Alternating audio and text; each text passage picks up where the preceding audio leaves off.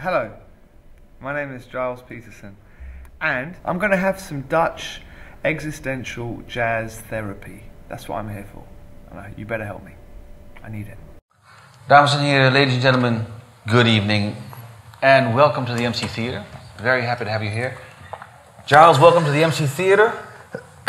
On behalf of MC, on behalf of Nowhere, and on behalf of APPELSAP, for the three partners that set this up. And all three of us are very proud for many of the same reasons and many different reasons to actually have you here. So welcome. Thank you. And thanks for making time to actually sit down and talk. You know, you have to spend tonight. You just came from Dubai. Thanks for taking the time out to do this. Yeah. Well, luckily it was on after the football. Okay. So it's all right. Can you tell us a bit, like, what's a Gilles Peterson week look like? This week's been pretty mad. This year's been quite mad generally, but this week, because in a way I'm a bit caught up between being the artist and the being on your side of the sofa and on this side sometimes. Yeah. So for example, this week I interviewed Shuggy Otis, which was really great for me to be able to spend time with him. I've just spent a year rebuilding my studio in North London. I have a studio, well, I have an old flat. It was a bit of a squat, you know. All my friends, everyone used to sort of stay there when they were in London. And this place became sort of more and more worn down, but it still had my records in it. And then I actually had children, but I had to move the kids out because the records were sort of fighting with the children. So I couldn't have the two together. So the kids moved with my wife down the road, and I kept the squat. But then this year I finally renovated it. So I've made it into the kind of my dream really, as a sort of DJ, boy with toys, records kind of place. So now it's amazing. So I can, rather than me going to interview all these amazing people that I get the chance to interview in places like the BBC, where you have restricted times, I've now got the space where they can come to my house, which is great. So I did Shuggy Otis this week, which was really great. I interviewed there's a lot of interviews this week. So I interviewed Kurt Elling, the jazz singer. Yeah. I interviewed Antibalas. I had to record my radio show on Monday because I was in Dubai last night, and my show goes out on a Saturday this afternoon. So I had to record my show on Monday, and I was meant to interview Massive Attack, but they fell out with their record label in between the label telling Six Music that they were going to do a special weekend of Massive Attack to promote the new album, the reissue of Blue Lines. So unfortunately for me, I made my show based on Massive Attack, and then no Massive Attack. They didn't turn up, so I had to redo the whole show without Massive Attack. Between Dubai and the jazz festival? I had to redo that on Wednesday. Okay. And then on Tuesday I had to go to Paris to do the Malo show in Paris. And then I went to Dubai on Thursday. So you did the show as a DJ, or you were there as just managing it? I was there as the presents Malo. Presents, okay. I was sort of hosting it to add a little bit of edge for the French, because dubstep, sort of the music that Malo does, is less popular in France than, say, in London, or maybe even here actually. So in France they need a bit of extra, you know, so I could give it a little bit of a doorway for some people who might not get it, rather than just the hardcore Malo crowd. So, and it's always nice to go to Paris, right? Yeah. So I think it was nice to go. So that's my normal week. And then I record lots of radio shows, because I do the show on the BBC, which I do live normally. And then I also do a syndicated radio show, which goes out on different stations around the world, including Arrow FM here. Yeah. And so I do that. And then I run the record label as well, which is based in this place, Brownswood. So now I have the studio in the basement, and then upstairs we have the office, which is like 6 or 7 people. It's all very tight. It's all very close and tight. Is it anything like you imagined when you started out in music? Well, I think that in a way now, I went all the way around to get to where I am now in terms of the business and stuff, and the music industry side, because I started off very independent, then I kind of got taken by Polygram, What was your first sort of real start in music, as far as what was the? For me, well, first of all, I was born in France, and my dad was a Swiss engineer, and he was based in London. And I was born in France, but when I got to the age of 2, my parents moved to England. And so I was brought up in England as a sort of English boy, but going to French school. And so I went to the French lycée. And then I had older brother and older sister. And then by the age of about 11, my parents decided that they wanted to take me out of the French system and put me in the English system. And so from being a kind of French boy in London, I became a Londoner in London. And I kind of had to do quite a lot of radical things, really. I had to change how I wrote to go to English school. I had to, but more importantly than that, I kind of realised that young English people and young sort of international kids were going to international school was very different. And I suddenly realised when I went to school that I had to belong to something. I had to belong to a tribe, a musical tribe, really, you know. So either I was going to be a punk, or I was going to be like a mod, or I was going to be into kind of heavy metal, or but I became one of only 3 soul boys in my school. I don't know why, but I just happened to fall upon that through a friend of mine whose sister had a Maze album and an Earth, Wind and Fire record. And so through him I kind of got into that. I was about 13 when I first kind of heard that music. And then I just became infatuated by everything to do with, you know, soul music and jazz funk music. And in London at the time, you couldn't really hear that music anywhere. There was like a couple of radio shows. The BBC might have had a show on a Saturday, Robbie Vincent show on a Saturday lunchtime. And Greg Edwards did a show live from the Lyceum on a Friday, which was called The Best Disco in Town. So I'd be at home at the age of 14, imagining being in the disco, and he was playing sort of, you know, Gladys Knight tracks and D-Train tracks and stuff like that. And so that was, and then there was also a pirate radio station called Radio Invicta. And pirate radio was exciting because it was very illegal and it was something that I could discover. And I'd spend all morning on a Sunday in the, you know, wherever the best part of the house would be, which was generally the bathroom. I'd be messing about with the aerials to finally get the signal, and maybe I'd hear a little bit of level 42 or something. And I'd be, oh wow, this is great. And so I wanted to be on this pirate station, which I eventually got on. But by the age of 15, my mum and dad went away on their 25th wedding anniversary, and they left the house to my brother, my sister and me. And when they got back after the weekend, they found in the garden shed, which used to have my electric railway set, they found the train had gone, and I had 2 turntables. I had a Citronic mixer and I had a few records. And at that point, you know, my mum was like, something, I'm not happy about this. But my dad was really into it. He was kind of pleased that I'd found something. And so from that point onwards, I started just doing anything I could to build my record collection. So, you know, I used to organize under 15 discos, and you know, I'd be at weddings, but whoever would have me, I would turn up with the turntables, and I'd be the DJ, and that would pay, you know, maybe £30, which would go, and I'd spend records. But I know I'd buy records. I mean, like anyone here who I'm sure is a fan of, who collects. I was a guilty collector because my mum didn't want me to. I mean, you know, I was the kind of guy who'd go and buy records, and then I wouldn't be able to go into the house with the records because my mum wouldn't like that. So I'd have to hide the records outside, go in the house, and then wait for her to be in the kitchen and go and get the records. And slowly my record collection grew without her realising it. And that was the beginning of it, really. And essentially, it's the same thing. You do anything you can to enlarge in your record collection to this day. Probably, yeah. Yeah, it's a very simple philosophy. There's not a great deal to this discussion, I think, in the sense that, I mean, my thing has always been about kind of, you know, just this hunger for music, and that's never really gone away from me, really, you know. So that's, yeah, you know, I'm just a crazy vinyl junkie.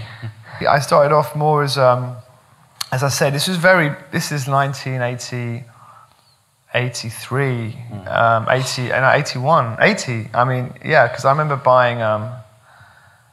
buying Jazz Funk by Incognito, a group that I later signed to Talking Loud, and that was in 1980. That record was 1980. I remember I've got the white label of that, so I was 16 then.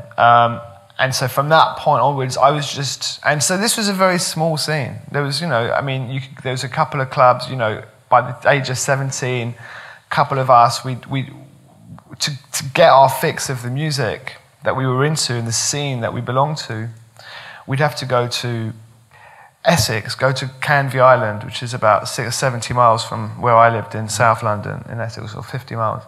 And we'd go to these weekenders called Caister Weekenders, which was basically like a holiday camp in Great Yarmouth in, Suffolk. These holiday camps, which were like ghost towns because they were like very popular in the sort of 70s in England before people discovered Spain. So holidays would go to these you've probably got them here as well. I don't know if you have them, but anyway, these rickety old sort of, campsites, but with horrible caravans in them, which would be empty all year round. But in October, these soul boys would take over these sites, and 10,000 soul fans would descend to these places and windswept, by the sea in cold English November and stuff. And we'd all basically listen to these DJs. One of them was called Chris Hill, who's like probably the icon DJ for me, who was the first DJ who I heard playing Tanya Maria records to 3,000 people and making them all dance to like Latin jazz when I was 17. This was the place where I'd hear Bob Jones, another English DJ. There used to be two rooms. There used to be a main room with Chris Hill, and they'd play the more, mainstream jazz funk stuff. But then the other room, they'd play Northern Soul and Modern Soul and jazz. And this guy called Bob Jones, one day, I was like probably 18, and I went into the room and he was playing Giant Steps by John Coltrane. And there was and I didn't know this music. I was like, that was like weird jazz for me. That was like I was into jazz funk. I was into Herbie Hancock, just about, But this guy was, I was into Diodato and George Duke. And so when I heard John Coltrane and I saw these kids dancing to it, that had a very big effect on me. And that was so deep for me. And then, then the jazz was the thing I had to pursue.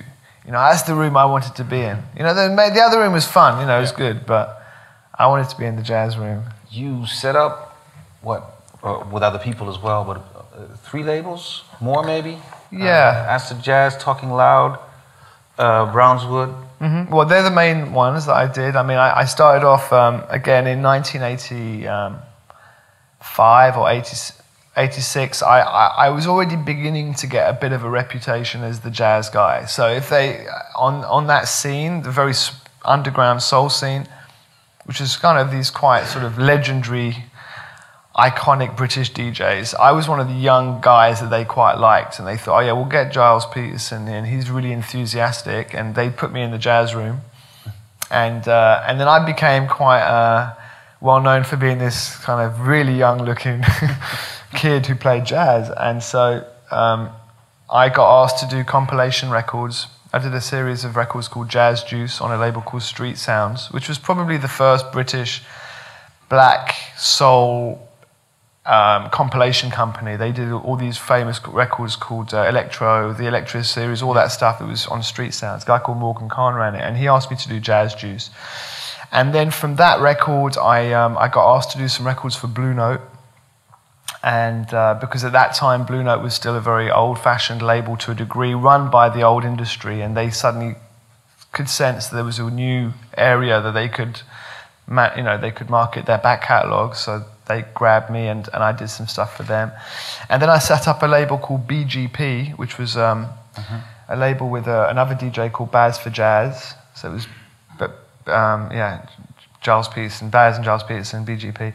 And that label was interesting because it was an independent label in the UK called Charlie, who still exists, They're very well known to reissue old stuff, and they just bought the Prestige catalogue, which was a big West Coast California catalogue that featured Prestige, Milestone, Fantasy, all these amazing labels. And I was probably about 19 at the time, 20, and the guy who owned Charlie, he said, Giles, why don't you go to America, and I'll send you to Fantasy, and you can go and have a look at their amazing warehouse. So that was the first time I went to America. Amazingly enough, my friend, on this first trip, my friend worked at Heathrow, and he gave me an upgrade that time on the plane. So I travelled first class at the age of 19, which was really bad because I'd already experienced the best way to travel. So after that, it was difficult to go back. But eventually I had to, of course. But so that was great, and so I did sort of, that was learning about jazz and stuff. And at the same time as all this happening, I was also, I had my own pirate station, which, funnily enough, was called Civic Radio. I used to base my radio station on the back of my garden. So where my garden shed was, that was where my radio studio was. And my dad would help me take the recordings I'd make in the garden shed, and we'd take them to Epsom Downs, which is about 5 miles from where we lived, which is the highest point of South London, where they have the horse racing. And then we'd basically record 2 hours of jazz funk music on Civic Radio, and my dad would help me put the car battery to power the transmitter, connect it up to an aerial in the tree, and then we'd press the play on a C120 cassette. So we'd have to come back after an hour and flip the cassette over. And then we'd have a phone number, and then there'd be a phone box by the pub, and we'd, for people to phone up. And we'd get that one phone call, which was amazing. Of course, someone was listening. And so that was really quite a funny time. And then this radio station, the pirate station, Radio Invicta, they'd heard that there was this young boy who had this transmitter, and they just got busted by the government, and they called me, and they got my number, and they said, "Can we have your transmitter, please?" And I said, "Well, as long as you give me a show." So that's how I hustled my way onto Radio Invicta. That was my first big kind of move, because that was the station that even my friends at school knew about. So when I said I was on Radio Invicta, it gave me a lot of, status in the school. Wow, he's on Invicta. So that was cool. And so basically for me, it was like being on the pirate, doing parties, DJing, what I do as well is I into a club. I'd organise coach trips. So, I realised that it wasn't really about having talent at this stage, about being a DJ. It was about how many people I could bring into a club. So I'd basically, get myself... People would book me because they knew I'd bring 50 people on a coach. Not because I was any good. They just knew that I'd bring the numbers, which is why I always recommend anybody who says to me, I want to be a DJ or I want to do something. Well, the thing is, you just got to develop your scene. You've got to develop your crowd, and 5 people can become 20 people, and then you become a powerful unit, and then, you can have influence, and then you can really inspire more people. So I always suggest that to people when they sort of ask me about that. But for me, it was really about being a DJ and doing these compilation records, being on pirate radio, and then eventually I got asked to work for the BBC on a local station called Radio London. And I was on there for a couple of years, and then I got fired from there because they changed management, and then I became very much part of the very exciting, powerful pirate radio movement, where pirate radio went from being kind of amateur Sundays once a week to 24-hour stations in London. So I was on stations like Horizon and Solar, and they were big 24. They were stations that people were making money from already, but at the same time as that, I had my own little pirate station called K Jazz. Funnily enough, on this pirate station, I used to do the station with a bunch of guys who are still quite active today in the scene. A guy called Jez Nelson, who presents Jazz on 3 on the BBC, quite an important show in the BBC, and another guy called Paul Bradshaw, who used to run a magazine called Straight No Chaser. And a bunch of us used to have this little station. It was fun. We just played jazz records, and one day we got busted.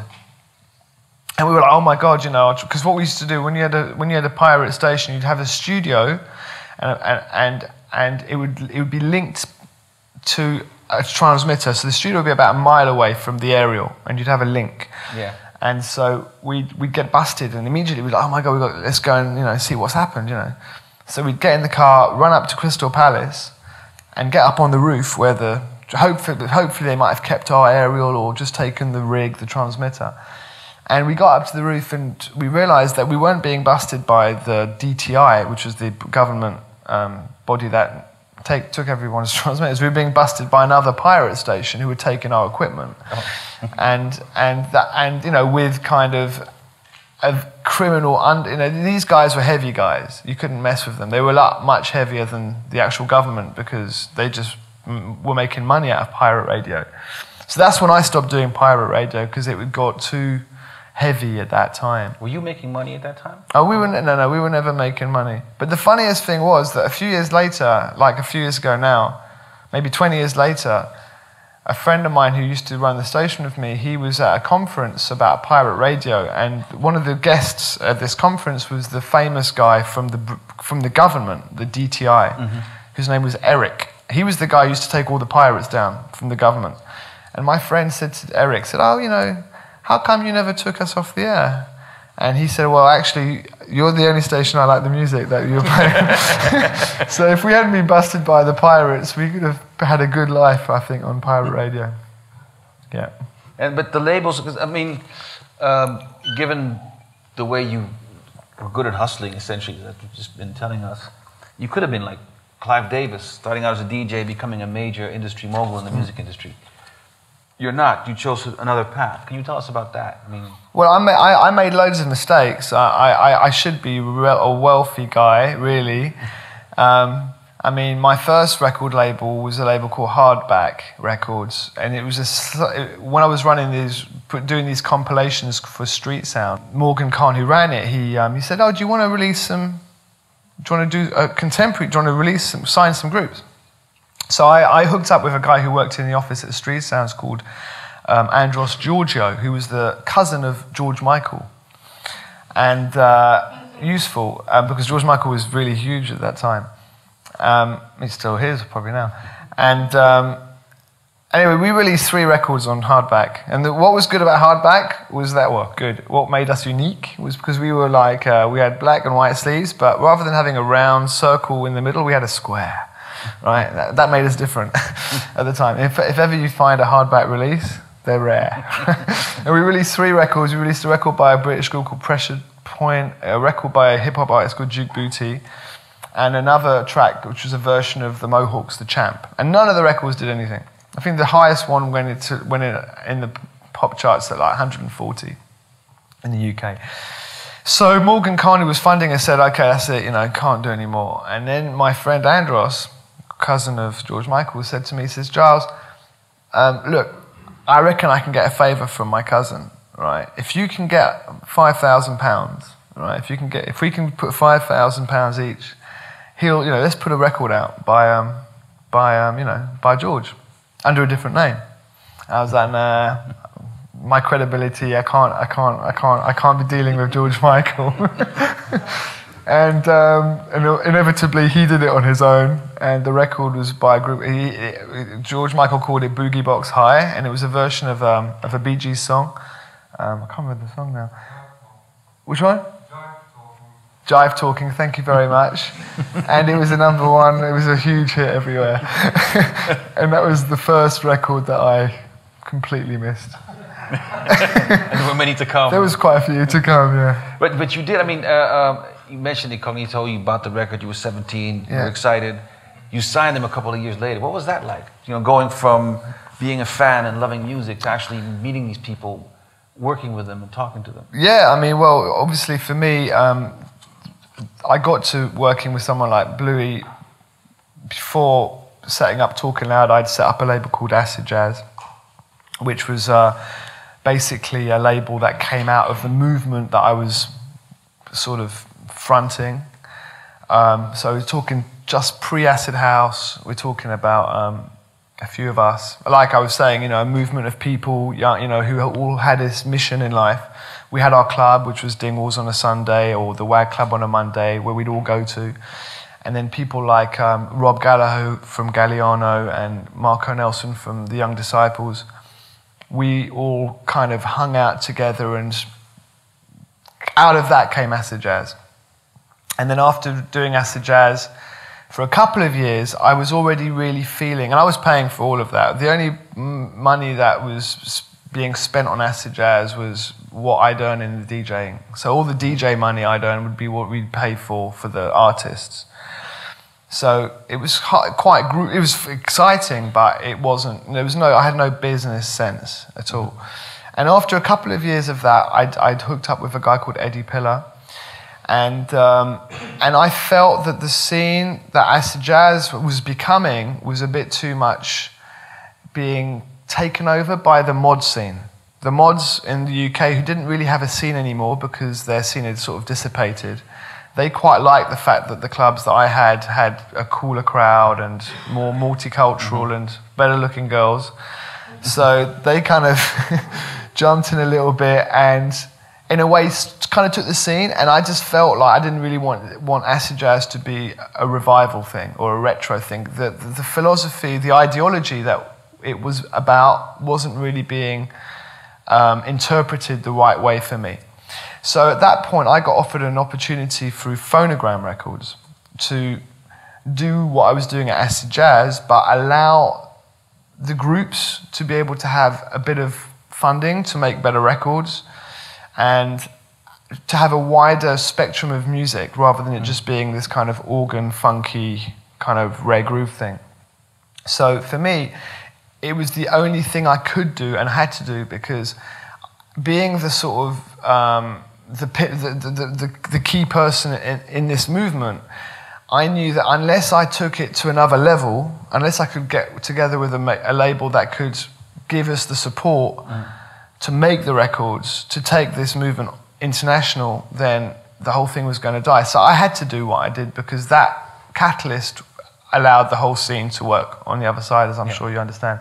So by going to Talking Loud and creating Talking Loud, I signed, the first 3 people I signed was Young Disciples, Galliano, and I remembered that I'd done an interview, because the first interview I ever did as a young boy when I was 17 was incognito, because I was a member of their fan club, and I'd written them a letter, and I said, oh, can you come and do an interview for me in my mum's house in South London? And I invited Light of the World, Freeze, and Incognito, and Level 42. But the only people who got back to me was Incognito, and Bluey got back to me, and he came all the way to my house. He lived in Southgate, the other opposite in London, north, I was in south. And my mum made tea, and I interviewed him, and he played me Aieto records and stuff, and it was great. And so when I set up my first proper label, one of the first demo tapes I received was this demo by Incognito. So I was like, oh, I have to sign Bluey, because that made sense. And actually, in the end, they were our biggest selling group at Talking Loud, because they were really, they sold a lot of records in America.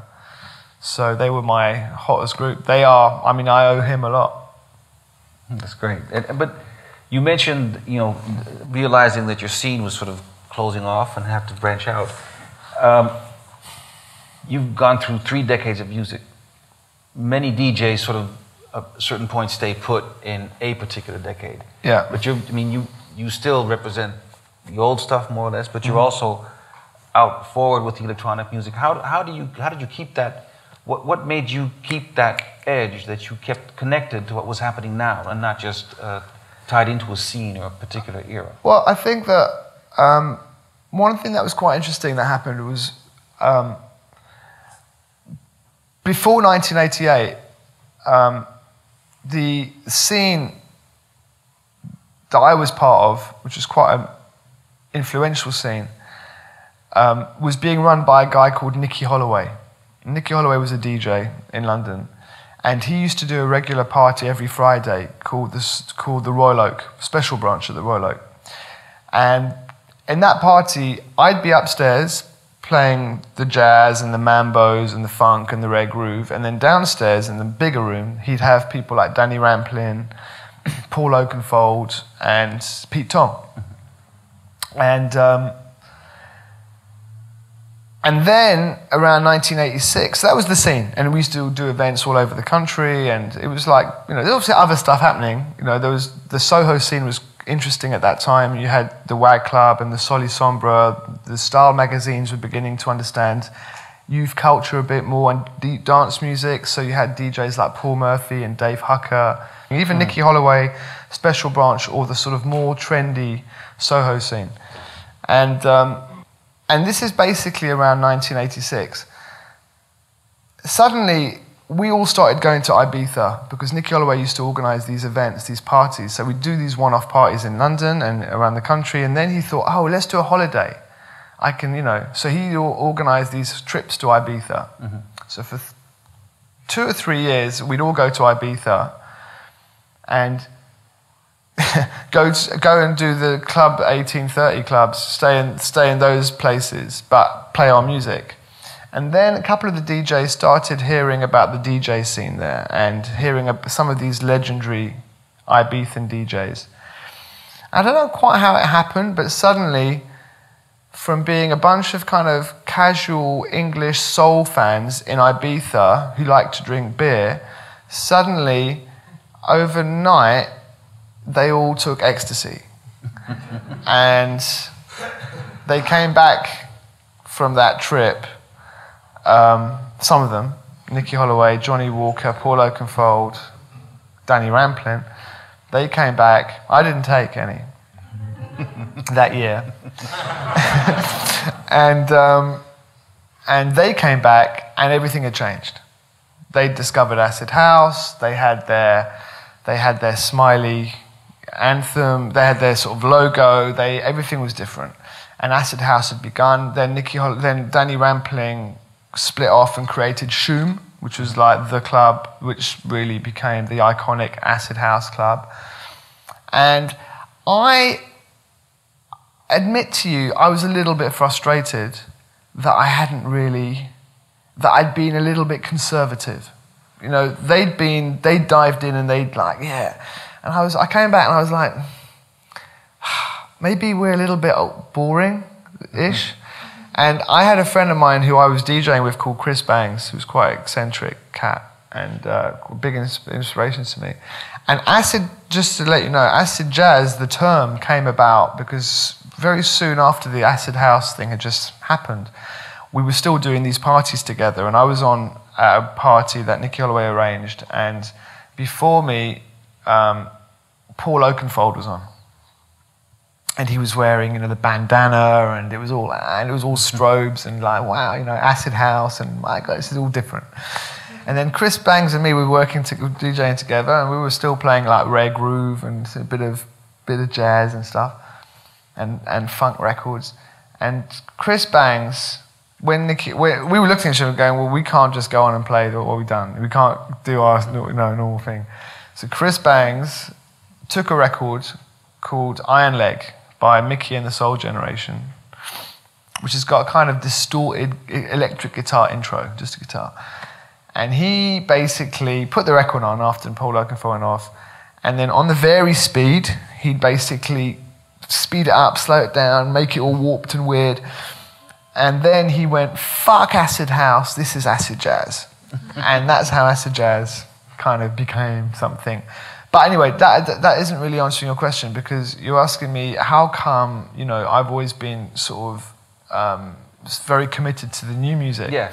And I feel that, in a way, the fact that I didn't jump in, at the fact I wasn't at the edge, I think that made me think, damn, I really want to be on the edge in the future, probably. I don't want to feel like I'm, just doing what I was doing. I think it's very important to move forwards. And I feel that if I'd have actually done that, been part of that group of people in the first year, it would be very interesting to see what I'd have done musically.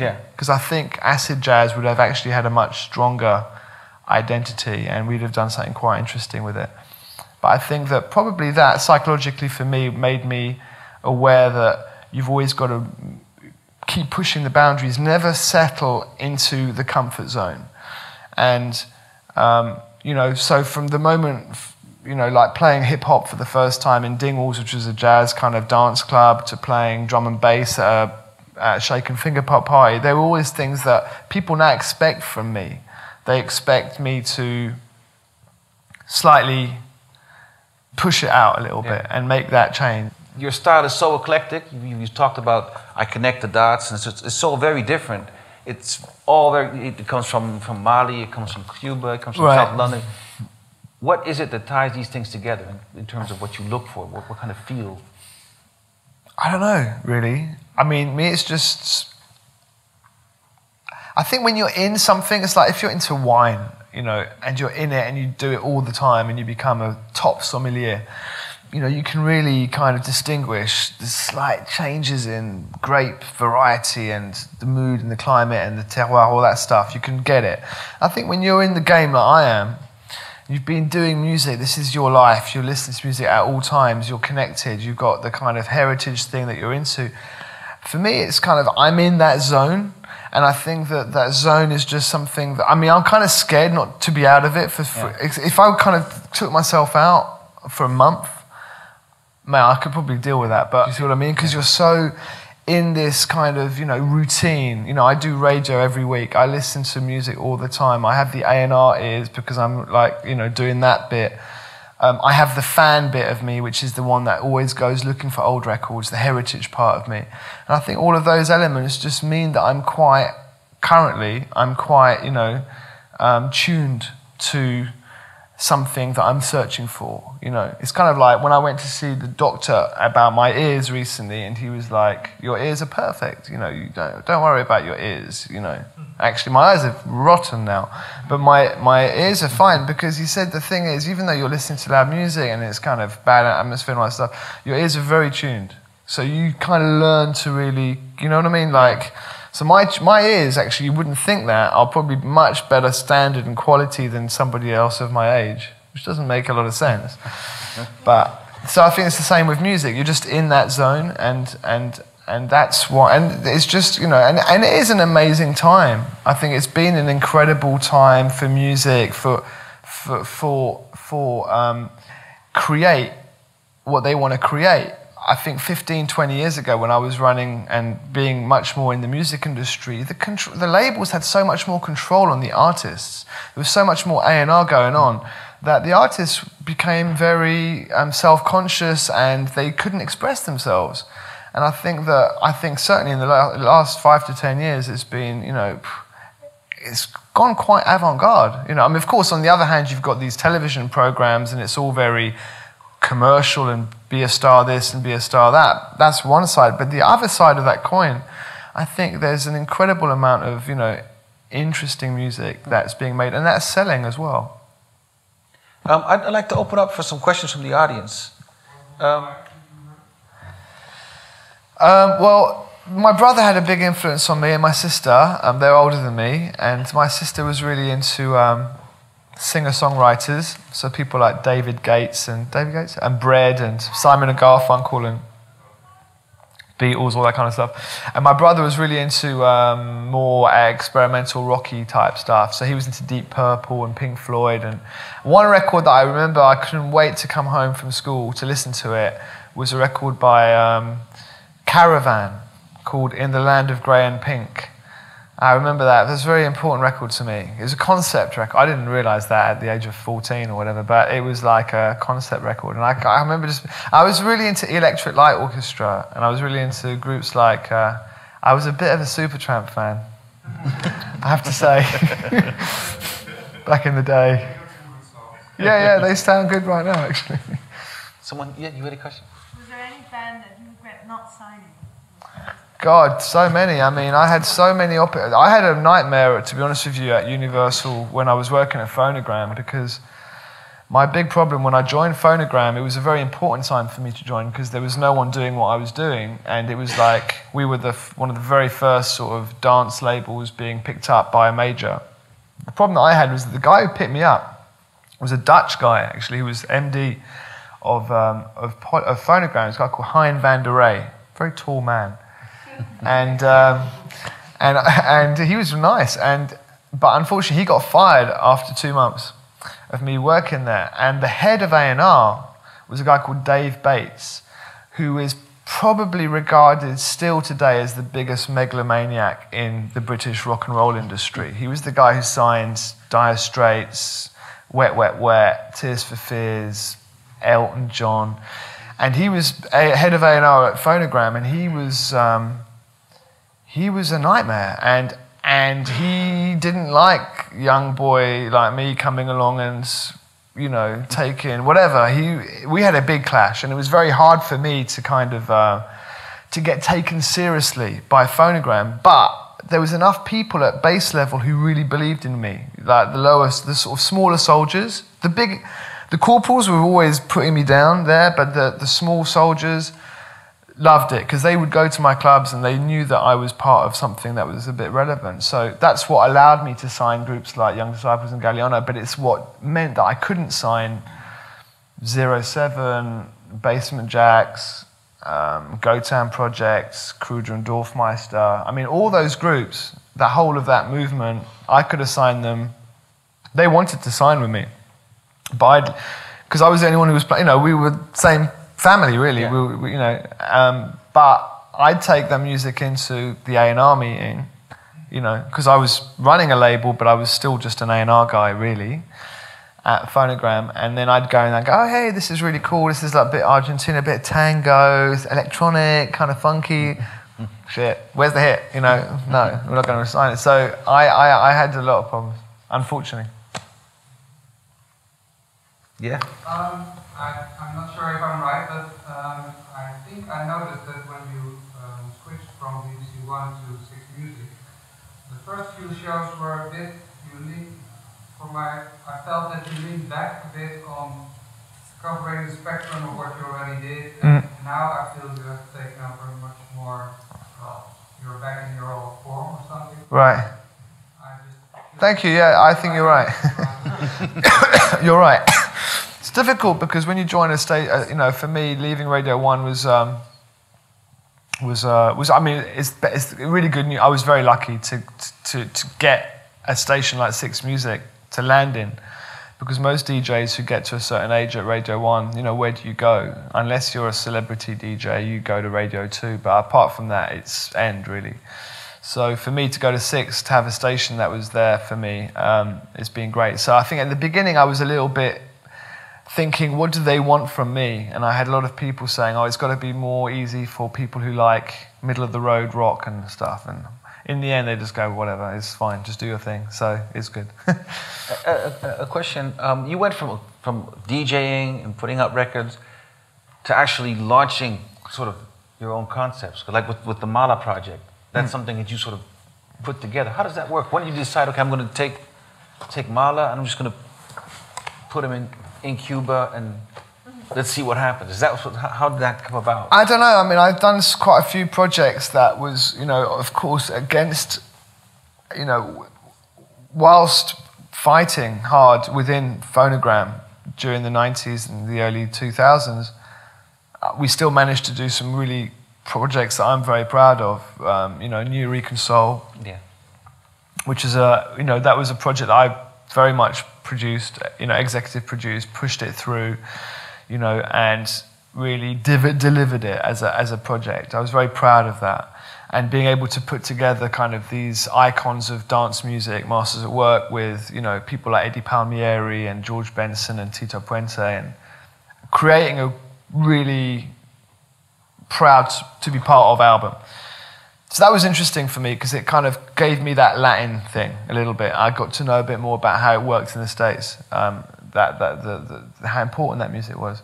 Other projects that I was very proud of was the Ronnie Size Represent project, was the Carl Craig in his own orchestral project, and in a way, the Mahler thing was just a kind of progression of all of those in a way. You know, there was this opportunity for me. I've had a very fortunate situation with Havana Cultura, which is a website based around an alcoholic company, Havana Club, who have a deal with the Cuban government where to do the rum, they have to promote Cuban culture. So fortunately for me, I've done these things with corporations before, and it's usually 9 times out of 10 you don't want to go there. It ends up in tears because you just don't have the right, particularly when you're dealing with English companies. But funnily enough, with Havana Cultura, I was working with some absolute fanatics of Cuban music who work for Havana Cultura. One of which is a guy called François Reni.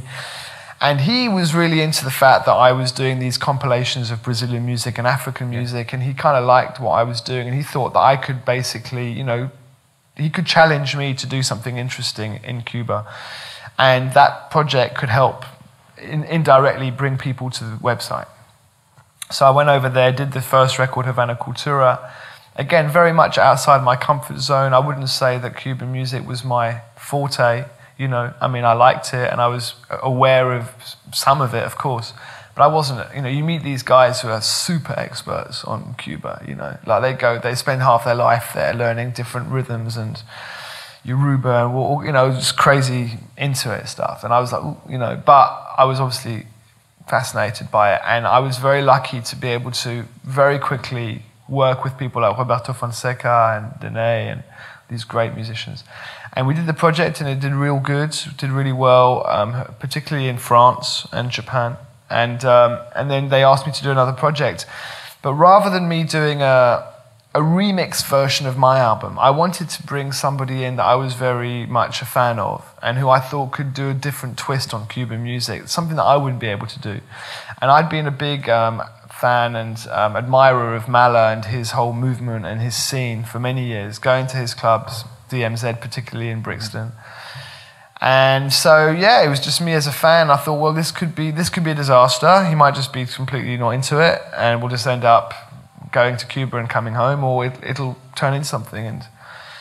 And it, it's the most significant record I've produced, I think, been part of since Ronnie Size, for sure. So I'm really pleased. And I think that, my whole thing is, I think it's very important, whether I'm as a DJ, as a producer, whatever, I think it's very important to always put yourself outside of your comfort zone. Not all the time. It's nice to do things where you know everything and it's comfortable. But there's times, I think, for example, for me, when I'm doing my club DJing around, I'll always take on at least 3 or 4 territories that I've never been to. So I'll go to Senegal, or I'll go to Kazakhstan, or places rather than just going. I find that a lot of the English DJs, they just go where it's safe. They'll go to South Africa, Australia, Ibiza, you know what I mean? And for me, I'd kind of always try and push it out, because you get so much more out of your experience. Is that an important way for you to find new music as well? I mean, spinning in Kazakhstan and meeting people there. Definitely. I think it's just, that's why waste such a great opportunity to be able to have a new experience, to taste different food and to sense a different vibe and check out different record shops. And the actual club DJing is important for you musically as well, still. The club DJing is absolutely crucial. Yeah. And it's I said to myself, when I was 40, I said, I've got to give up. I can't be a DJ after 40. This is when I was 30. But now I'm nearly 50. And I'm thinking maybe 50 is. I think 50 is when I'm going to stop doing it for a living, where I need to do it to live. I mean, this is still my main source of income. You don't make money out of the music industry or out of radio. So, this is what pays my mortgage. More questions? Yeah? What drives you? What do you want to achieve? I don't know. That's an interesting question. I just love it. I don't think too far ahead. I just I have probably the most brilliant job I could, I've got a dream job, and sometimes I think I should, sometimes I just want to be at home. To be honest with you, this weekend I'm a bit under the weather and had quite a heavy week, and I'd have been, when I spoke to my kids at home today, I was like, it would be nice to be with you. But you know what? I've got the best job in the world, and that's what drives me, and the people and the music. And you know what? The thing that I enjoy the most out of my job is to meet and to be inspired by the older generations. So I'm so lucky that I can still make contact with Shuggy Otis this week, or with Lonnie Liston Smith, or with Bobby Womack. I can get to meet and hang out with these people and talk, and they are the biggest inspiration for me. And they've lived it, and they've worked so much harder than all of us, especially us DJ generation. They struggled and forced it, and they worked against a lot of very big barriers. So in a way, I feel it's also a responsibility of mine to make that connection between today and those cats there. I'm also very sad this week because one of the most talented of the new generation of musicians, a guy called Austin Peralta, a pianist, he died at the age of 22 this week, which was really, really, really sad, because he was very influential. He was part of the Flying Lotus movement, and from the age of 16 he was already a prodigy in the jazz piano. And to see those kind of young people with so much potential and so tuned into this philosophy, and to lose someone like him, I think was a absolute tragedy this week. I'm very sad about that. You mentioned the older generation, and you also put a lot of effort into actually getting recognition. Can you tell me a bit about that? Like the Freedom Rhythm and Sound project that you did. Yeah. Well, one of the people who had a big influence on me was another person who passed away a couple of years ago. I set up a charity called the Steve Reed Foundation 2 years ago now. It's early days, but basically it's a charity in his name, and it really is a charity that actually, this is a slightly different point to what you're bringing up, but it's a charity to really focus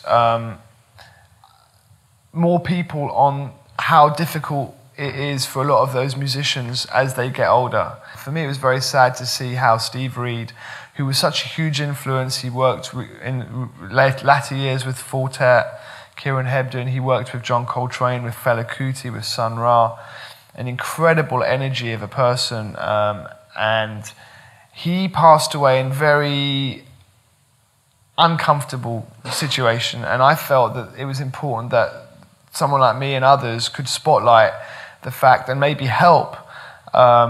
So we're working with the Musicians Benevolent Fund in the UK, which is a trust that basically helps those musicians in trouble.